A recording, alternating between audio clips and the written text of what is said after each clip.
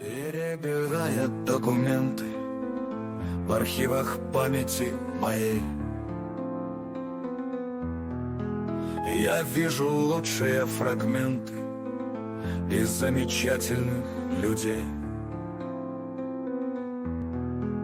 И будто годы не помеха, но я давно не видел их. Кто потерялся, кто уехал, кого-то вовсе нет в живых.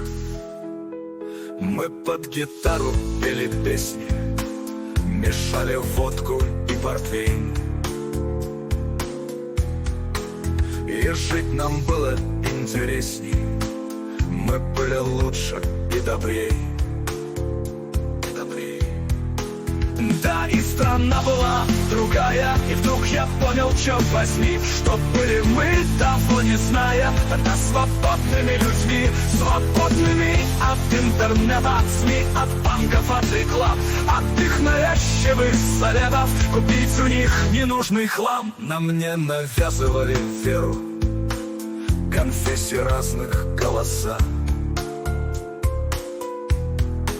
и не кривлялась под фанеру с экранов пошлая попса.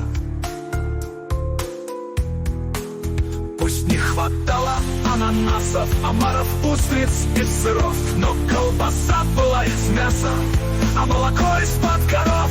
И жить нам было веселее, и все нам было по плечу. А может, это я старею и из-за этого ворчу. А может, я и в самом деле живу в каком-то странном сне, но почему-то я уверен, что дело вовсе не во мне.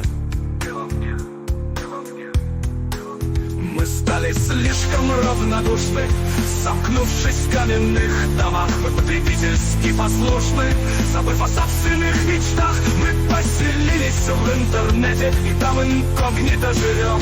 А если вдруг случайно встретим, друзей в лицо не узнаем.